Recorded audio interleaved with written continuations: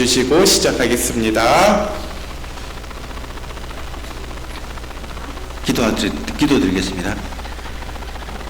하늘에 계신 아버지, 오늘도 건강 세미나를 모이게 해주시고 좋은 말씀 듣게 해주시니 감사합니다. 좋은 말씀 듣고 건강하게 실천을 해서 건강함을 유지하여 모든 가족들과 행복을 나눌 수 있도록 인도하여 주시옵소서. 주님께서 늘 같이 하시는 믿으며 주님 예수님 이름으로 기도합니다.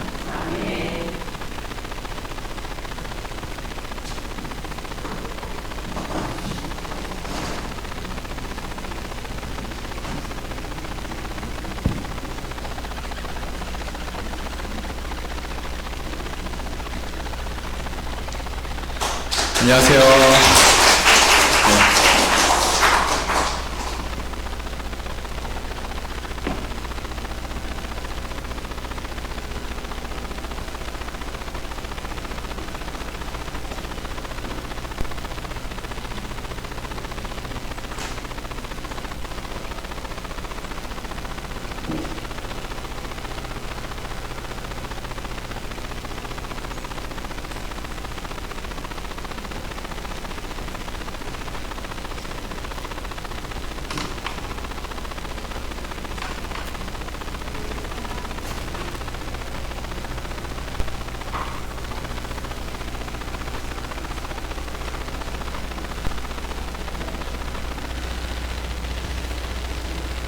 네, 오늘은 제가 육식과 암, 그리고 어떤 채식을 해야 되는지, 어떤 음식을 먹어야 되는지 이런 부분에 대해서 좀 설명을 드리겠습니다. 여러분 이렇게 건강 강의를 듣게 되시면 보통 어떤 결심을 많이 하세요? 네, 건강 강의를 듣거나 이제 건강에 대한 그 정보를 얻게 되면 주로 어떤 그 결심이 있나요?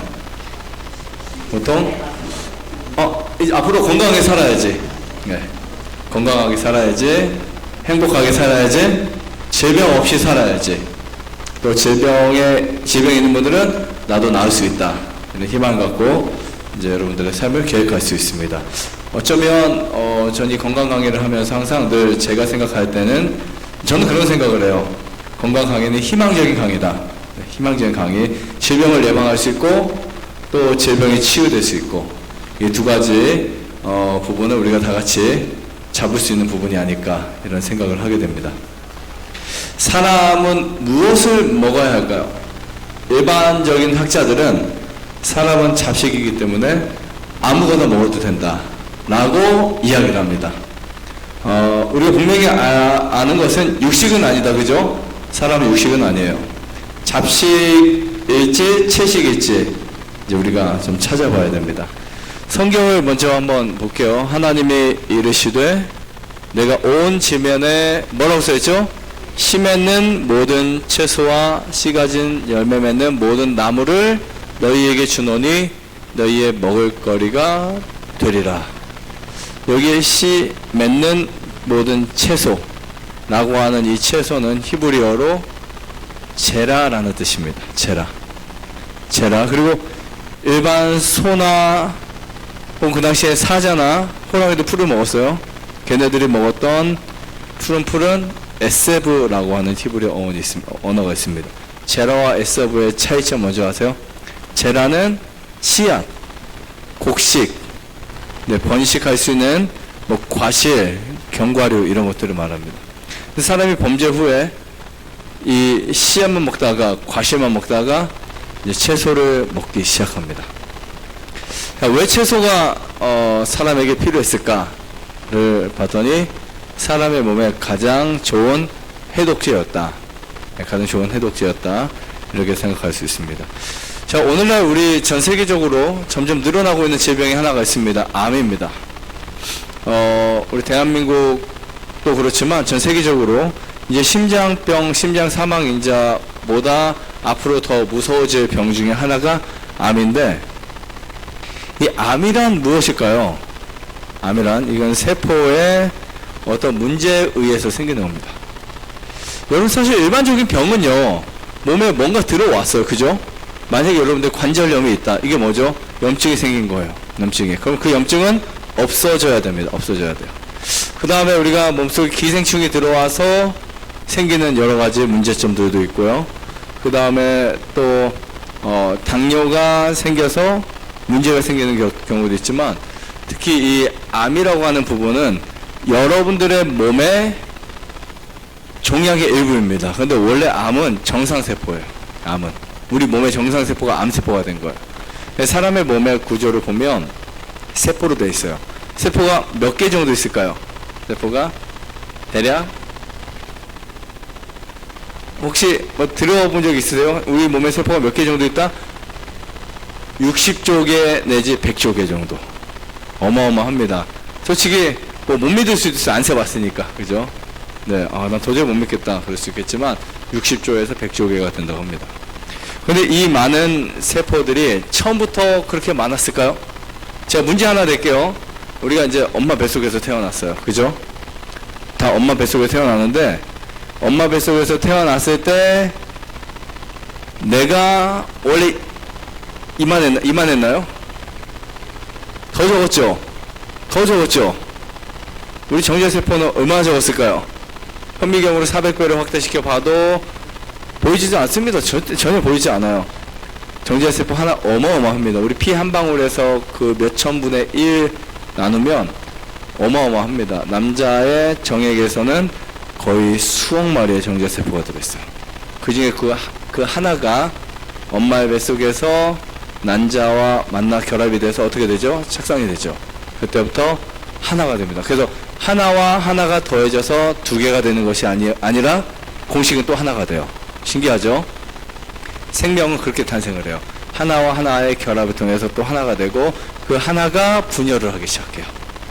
그 하나가 분열을 하는데, 분열을 하는 속도가 보통 어떻게 분열하죠 아세요? 1, 3, 5 뭐 이렇게 될까요? 아니면 2, 4, 8 이렇게 될까요? 네? 아닙니다.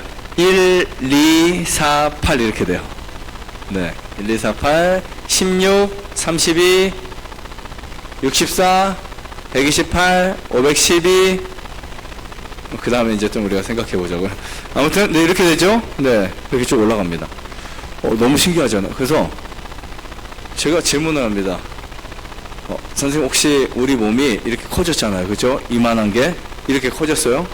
커지는데, 세포가 많아져서 커졌을까요? 세포가 커지면서 커졌을까요? 아니면 세포가 커지고 많아지면서 커졌을까요? 정답. 세포가 많아지면서 커졌을까요? 세포가 커지면서 커졌을까요? 세포가 많아지기도 하고 커지기도 했을까요? 네? 세포가 커졌다. 네, 굉장히 합리적인 부분이에요. 왜냐하면 아이가 심장이 이만했는데 이만해잖아요. 그죠? 이만까지는 아니다. 이만인데 이만하죠. 일리가 있어요. 또 생각해보세요. 어떻게 생각하세요? 많아지기도 하고 아까 커졌다고 하셨어요. 우리 선생님은 그냥 커지기만 했어요. 네, 커지기만 했어요. 완전하게 커졌다. 혹시 네? 모르겠다고요? 아직 말을 안 했습니다. 네. 정확한 답은요, 절대 세포가 커진 거 아닙니다. 많아지면서 커진 것도 아니고요. 그냥 많아진 겁니다. 이거를 뭐라고 할까요? 세포 분열이라고 합니다. 세포 분열. 그래서 세포가 분열이 돼요. 근데 이 분열이 될 때 우리가 보통 현대의학에서 그 나무의 가지들을 보면 되게 많잖아요. 이렇게. 그 가지가 많은 것처럼 우리 몸에도 세포 분열이 될 때 줄기세포 들어보셨죠? 줄기세포에는 만능 유도 줄기세포가 있고 성체 줄기세포가 있어요. 그러니까 무엇이든지 다 될 수 있어요. 이건 무슨 독개 방망이처럼. 그죠? 근데 정말 신기한 게, 그럼 원래 우리가 정자세포 하나가 들어와서 난자세포 결합됐을 때 얘는 엄청 작습니다. 이거는 뭐 실리키보다 작아요. 그 안에 눈, 코, 입, 머리카락 다 있나요? 없어요. 전혀 없어요. 그래서 우린 진화를 못 믿습니다. 이 유전자의 엄청난 힘을 믿어요. 유전자의 힘. 유전자의 힘은 하나님이 넣어주신 거예요. 근데 이 유전자의 후성 유전자라고 해서 계속해서 바뀌는 놀라운 역사들이 있죠. 이 세포 하나에 사람이 성장을 하면서 코도 만들어지고 입도 만들어지고 귀도 만들어지는 거예요. 놀랍지 않아요? 우리 놀랍다면 자신의 몸에 박수 한번 쳐줄까요? 네. 정말 신기합니다. 저는 제가 이 생리학을 공부하면서 하나님이 살아계시다는 것을 확신했어요. 왜냐하면 진화잖아요. 그러면 사람의 몸에는 코가 3개일 수도 있어요. 정말입니다. 생리학적으로 우리가 진화를 받아들이잖아요. 이게 세포 분열이 어디까지 진화될지 몰라요. 그럼 귀가 뒤에도 달릴 수, 우리 눈이 난 뒤에 달렸다 하는 분 있죠. 네, 눈이 진짜 뒤에 달릴 수 있고요. 손이 3손, 4손도 될 수 있어요. 이거는 제가 그냥 장난하는 게 아니고요. 그냥 여러분들 재밌게 하기 위해 하는 말이 아니고, 세포 분열의 총 마지막 지점이 없으면요, 사람은 이상해요. 다 이상해질 수 있어요. 그런데 정말 신기하죠. 성경을 읽다 보면 성경에는 하나님이 닭을 먼저 창조했어요? 달걀을 먼저 창조했어요? 쉽죠? 여기서 이제 갈리죠. 닭이야? 달걀이야? 아닌데? 닭인데? 달걀인데? 먼저 서로 싸우죠. 누가 이길까요? 이건 이기는 싸움 없습니다. 그냥 딱 어떤 것을 봤을 때 이거야 라는 정답을 찾아야지 그 논리적으로는 찾지 못해요. 그런데 논리적으로 찾을 수 있는 딱 한 가지 방법은 성체. 그러면 줄기세포라는 것은 유전학적으로 발견됐어요. 근데 그 줄기세포가 계속해서 성장을 할 때 만능 유도줄기세포가 계속해서 만들어졌죠. 어떻게 이게 달걀을 만들어 놨으면 그 달걀 100개가 다 똑같이 그 지점까지 컸을까? 그 지점까지, 그죠? 키는 다를 수 있지만 왜 얘네들 다 귀를 똑같이 2개를 가지고 있지? 이런 유전 성체를 진화해서는 안 된다는 거. 알에서 태어나서 헛것새가 똑같은 사람이, 이거 안 됩니다. 절대로요. 공식적, 우리 물리적, 화학적으로 이해할 수 없는 문제예요. 그래서 하나님이 사람을 창조하신 겁니다. 아시겠죠?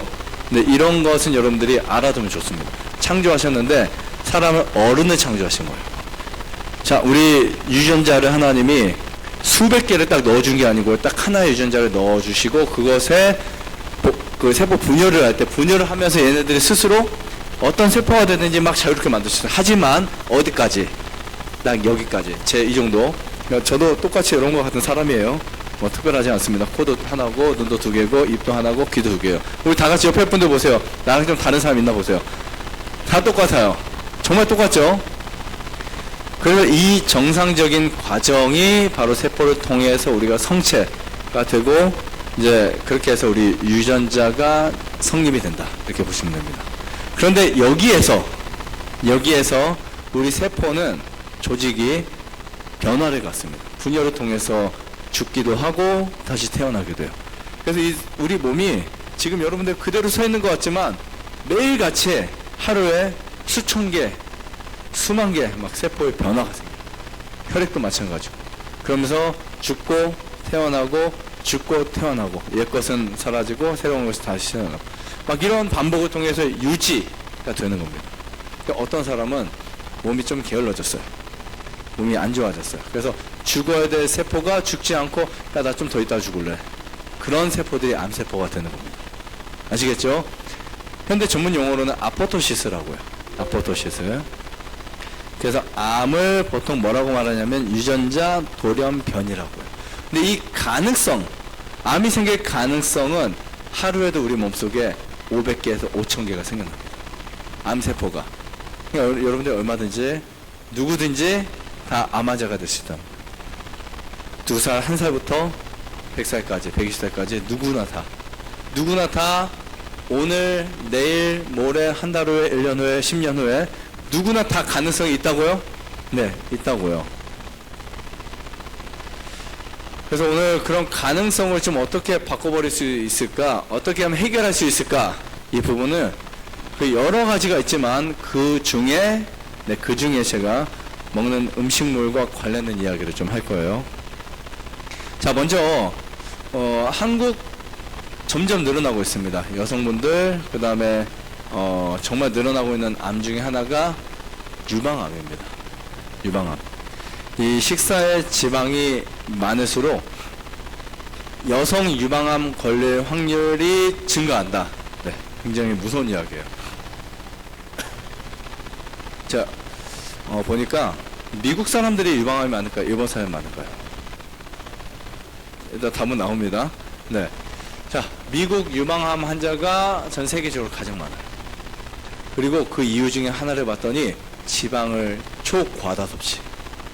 심각합니다, 사실은. 지방 과다 섭취가 정말 무서운 거 아셔야 돼요. 프랑스의 연구 자료를 보니까 지방 섭취가 많을수록 유방암 걸릴 확률이 몇 퍼센트 증가? 60% 증가한다. 자, 폐경기 이후에 지방제를 섭취했어요. 폐경기 이후에 보통 요즘에 폐경이 빨리 오는 분들은 사춘기가 빠르면 폐경기도 빨리 와요. 네. 40대 폐경이 오기 시작하죠. 그러면 그때 지방을 똑같이 섭취해. 내가 30대나 40대 똑같이. 반드시 여러분 아셔야 될 게 10대, 20대, 30대까지는 지방을 충분히 드셨다 하더라도 40대, 50대, 60대는 점점 내려가셔야 돼요. 안 그러면 이렇게 유방암 걸릴 위험도가 몇 배 이상? 3배 이상이 됩니다. 그런데 여러분들이 만약에 동물성 기름을 덜 섭취하고 올리브유를 매일 먹는다. 올리브유를 자주 먹는다. 그럼 유방암 걸릴 확률이 25% 감소. 정말 놀랍죠? 네. 전 세계적으로 그런 실험들 많이 했습니다. 올리브만 전국 국민에게 소비량을 늘렸는데 유방암 걸릴 확률이 굉장히 줄어들었다는 이야기들이 있습니다. 자, 그 다음에 문제가 있어요. 우리가 보통 지방이라고 다 같은 지방이 아닙니다. 지질에서 얻은 지방은 종류가 달라요. 포화 지방과 불포화 지방이 있어요. 그럼 우리가 보통 포화 지방은 다 어디에 있는 거예요? 대부분 고기들에 있어요. 고기들. 우유, 계란들에 있어요.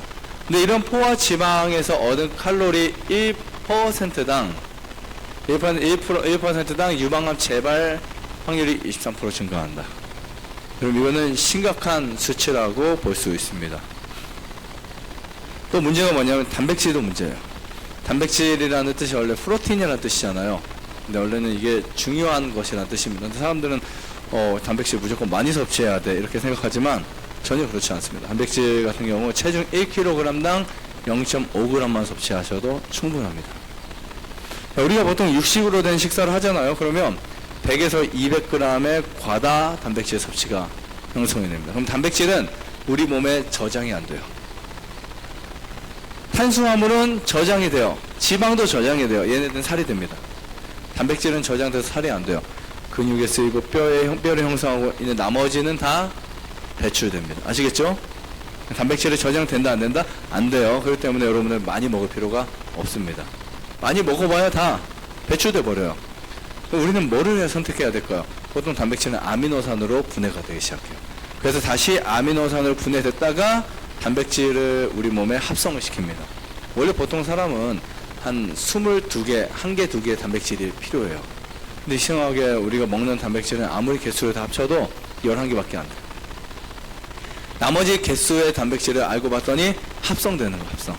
우리 몸에서. 그러니까 사실 우리가 단백질은 과다 섭취하면 안 되는 식품이라고 볼 수 있습니다. 그리고 단백질은요, 몸에서 재활용을 합니다, 재활용. 그러니까 다시 그것을 사용해요. 신장에서 노폐물을 걸러낼 때 단백질은 거르지 않아요. 그런데 만약에 단백질이 많다, 신장에서 걸러내기 시작합니다. 그러면 신장이 어떻게 될까요? 빨리 망가지는 거예요.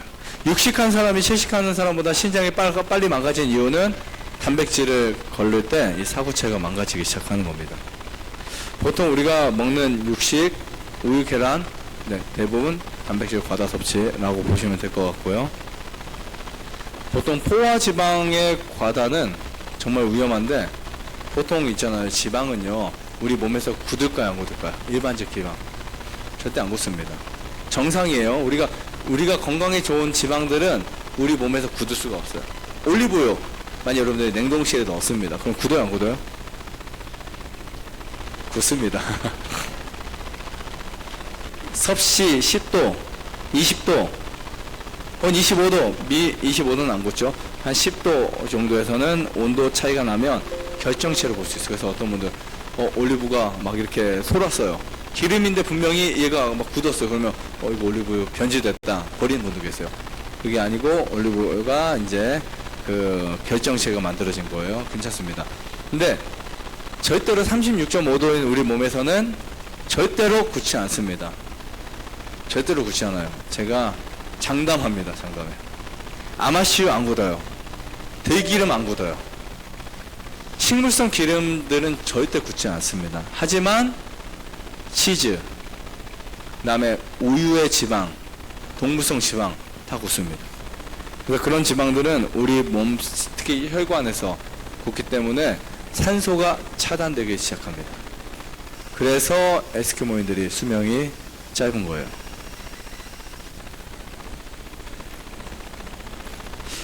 고기를 먹으면 왜 뼈가 약해질까? 뼈가. 네, 칼슘 균형이 깨뜨려져요. 전 세계적으로 보면 육식 소비량이 높은 나라일수록, 우유 소비량이 높은 나라일수록 뼈가 약합니다. 골밀도가 좋지 않아요. 그런데 이 칼슘 같은 경우는 보통 세포 내과 외의 이온작용을 통해서 체질의 산성과 알칼리를 어떻게 해준다고요? 유지시켜준다고요. 혹시 기억나세요? 제가 우리 몸의 혈액의 pH가 몇이어야 된다고요? 7.4가 돼야 된다고 그랬죠? 근데 고기를 먹는 순간 사람의 몸은 산성이 될 수밖에 없어요. 몸은 산성 체질이 될 수밖에 없어요. 혈액을 통해서도 증명이 됩니다. 고기를 많이 먹는 사람들은 대부분 산성 혈액을 가지고 있어요. 실제로요. 그런데 이 육식을 먹게 되잖아요. 그러면 칼슘이 적어서 세포 내의 이 마그네슘 이온이 세포 밖으로 나오게 됩니다. 그러면서 산성 체질로 바뀌는 거예요. 이 산성 체질이 대부분 몸속에 암을 만든다, 이렇게 보시면 될 것 같습니다. 자, 여기 보시면 일본계 이주민들의 암 사망률을 보면 쭉 보세요. 일본 사람들이 일본에 거주했을 때와 일본 사람들이 하와이에 거주했을 때, 아니면 그냥 하와이 사람, 미국 사람들, 백인들이 그곳에 살아갈 때 비교를 해보면 암이 얼마나 많이 걸리는 것을 볼 수 있습니다. 10만 명당 78명, 10만 명당 71명, 아니죠? 371명. 차이가 나요, 안 나요? 많이 나죠? 그냥 일본에 살았으면 대장암을 피할 수도 있었을 텐데 이 사람은 그냥 하와이 가서 대장암에 걸렸다, 이런 이야기입니다. 근데 어마어마한 게요, 지금 항문암도 마찬가지, 저리순암도 마찬가지, 특히 유방암 보세요. 335명, 10만 명당. 그런데 하와이로 이사 왔더니 몇 명이 됐어요? 1220명. 그리고 본토인들 1860명. 여러분, 이게 비교가 안 되죠? 비교 안 되죠? 무슨 차이일까요? 지방 섭취입니다. 지방 섭취. 어마어마합니다. 이런 부분들을 여러분들이 이해를 하셔야 돼요. 자료를 보면 일본에 있을 때보다 지방질을 2배 더 많이 섭취하고요, 탄수화물을 적게 섭취했었다라는 결과가 나왔습니다. 그리고 포화지방 같은 경우 기존 40%에서 70%가 증가하고요, 하와이에서의 탄수화물 중에 35%는 다 어디에서 섭취했다. 여러분, 그러니까 미국 사람들이 1년에 설탕 먹는 양 어마무시합니다. 진짜 1년에 한 70kg, 거의 70kg 뭐 1년에. 제 체중이 지금 70 한 3kg 정도 되거든요. 자기 체중만큼 먹는 거예요. 어마어마하죠. 한국 사람들은 다행입니다, 아직까지는. 왜냐하면 우리 어른들은 설탕 별로 안 먹잖아요. 그러니까 통계적으로, 평균적으로는 한국 사람 30kg. 그럼 지금 젊은 친구들도 역시 70kg를 먹는다라고 볼 수 있겠지, 1년에. 왜냐하면 저 같은 사람 설탕 안 먹어주니까 제 걸 누가 먹을 거 아니에요, 평균 따졌을 때. 그러니까 30kg지만 각자 어떤 아이들은 70kg, 80kg 먹는. 병 안 걸릴 수가 없어요, 여러분. 정말 무섭습니다. 여러분 보면 이제 던킨 도너츠라든지 아이스크림이라든지 그게 별거 아닌 것 같죠? 되게 달아요. 음료수를 만들기 위해서 그 오렌지 주스 같은 거 한 잔 마시잖아요. 엄청 달죠? 근데 안 달게 느껴져요. 만약에 여러분들이 그 똑같은 당분을 그냥 물에 타서 드시잖아요. 토합니다. 구토나요. 실제로 실험한 음료수 만드는 한 학자들 일본에서 예전에 그 강연을 많이 다녔었죠. 그냥 화학물을 가지고 라면 스프도 만들고 과자 뭐 맛을 똑같이 다 만들어내요. 그냥 그 몇십 가지 화학 제품을 딱 놓고요, 라면 스프 딱 하면 다 몇 개 조제하면 진짜 라면 스프. 그 다음 아이스크림, 음료수, 진짜 사과 주스는 사과 한 방울 넣지 않고 오렌지 한 방울 넣지 않고 만드는 기가 막힙니다. 그런데 가장 중요한 게 설탕 어마어마하게 넣어요. 설탕이 아니라 그 설탕보다 못한 액상 과당들이라든지 그런 당분들이 설탕 뒤에